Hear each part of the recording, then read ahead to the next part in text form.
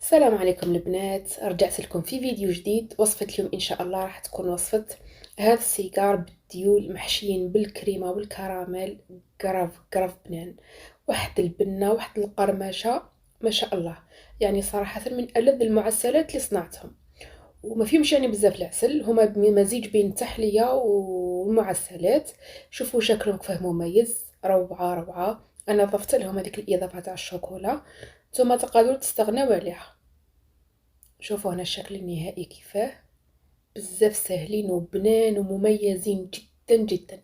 يعني قد ما حتاكلوا منهم ما تشبعوهمش، تالمو خفاف وبنان بزاف، وطريقتهم بزاف بزاف سهله. تبعوا معايا الوصفه وطريقه التحضير. هنا واش عندي ديول. استعملوا اي ديول يكونوا متوفرين عندكم كما راكم تلاحظوا. تحكموا بالحبه، فوالا تنحيوها، طبقوها على زوج كما راكم تلاحظوا هكذا. قيسوا بالمول تاعكم اللي هو مول تاع السيجار وتقصوا.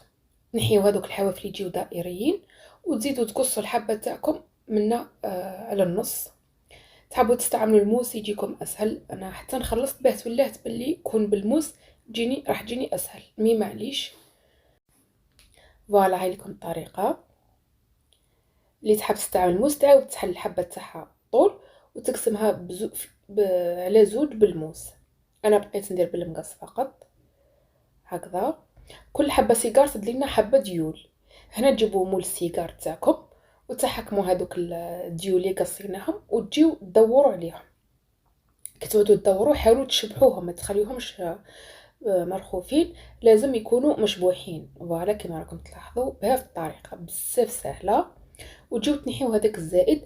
البنات شتي هذوك الديول اللي فضوا لي كامل هذا الحواف حمصتهم، وراح ندير بهم وصفه اخرى. يعني ما ترميوهمش، لموهم اكوتي وحطوهم، شعلوا لهم الكوشه من فوق وحمروهم ونستعملهم في وصفه اخرى تجيو مقرمشين.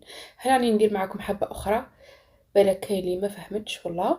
طريقه بزاف سهله. تقسموا الديول تاعكم شرائط، فوالا، وتجيو تدوروهم على السيجار تاعكم. لي سيجار استعملوا اللي يكونوا الملاح، هذوك اللي يتباعوا شويه غاليين، ماشي دوك اللي يكون عندهم فتحه في الوسط، هذوك راه يتعبوا اصلا في الخدمه.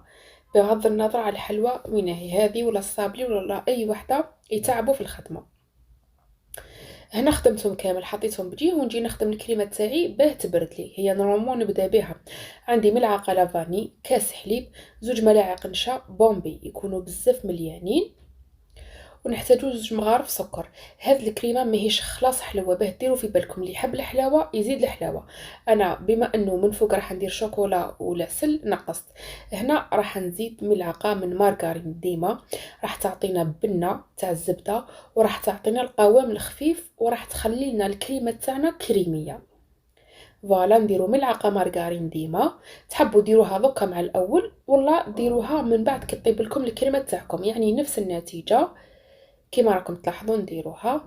البنات اللي يحب البيض يدير صفار بيض في هذه الكريمه، اللي ما يحبش البيض كيفي في الكريمات ما يديرش البيض في الكريمه هذه، يخليها سامبل كيما درتها انا.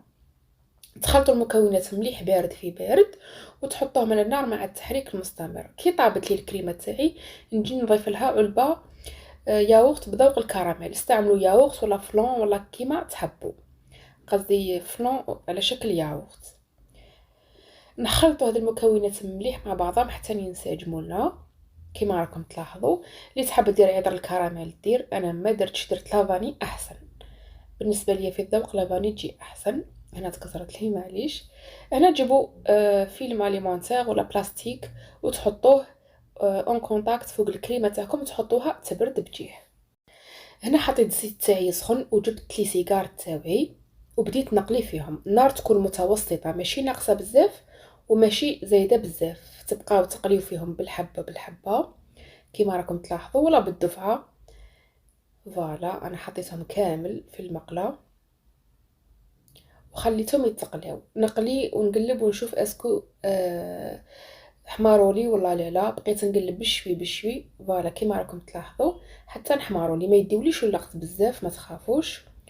والطياب راح يدخلهم لداخل. شوفوا الطياب كيفاه لداخل، يعني كي يتقلاو راح يطيبوا لكم كاملين، يعني من داخل ومن برا. بقيت نقلب فيهم كيما راكم تلاحظوا، نقطروهم الزيت ونحطوهم من هيه يبردوا لنا.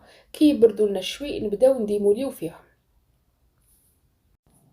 هاوليكم هنا كنت نقلي ونديمولي فيهم، كي يتفاولي نديموليهم بشويه ونحطهم. هنا نجيو نعمرو الكاطو تاعنا. هاهم ليكم لي سيجار، وهاي ليكم الكريمه تاعي بعد ما بردت لي طلعتها فقط شويه بالباتور باه ترجع لي خفيفه. نتوما تقدروا بلا فوي فقط، ماشي شرط بالباتور، بشوي بشوي حتى تطلع لكم. هنا هاهم ليكم لي سيجار، وهنا عندي كراميل صنعتها وحدي في البيت. نجيو نديرو كميه من الكراميل داخل كيما راكم تلاحظوا، فوالا خط كراميل داخل. ونجيبوا الكريمه ديروها في اون بوش باه تسهل عليكم الخدمه، وتبداو تعمروا في الحبات تاع الكاطو تاعكم. عمرتها منا فوالا، تزيدوا تدوروها على الكوتي الاخر وتزيدوا تعمروها، بس تاكدوا بلي تعمرت ما بقاش هذاك الفراغ في الوسط. فوالا تنحيو الزيت تاعكم تاع الكريمه بشويه.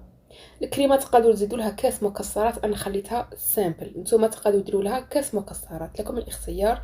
شوفوا ذو حبه حبيت نكسبها معكم، قرمشه وبنينه تحسوها صح، حاجه مميزه جدا. شوفوا الكراميل هنا والكريمه. شوفوا البنات، انا حبيت نزيد هذه اللمسه تاع الشوكولاته، نتوما تحبوا تزيدوها تحبوا ما تزيدوهاش، لكم الاختيار. بصح عطاتها واحد البنه ما شاء الله.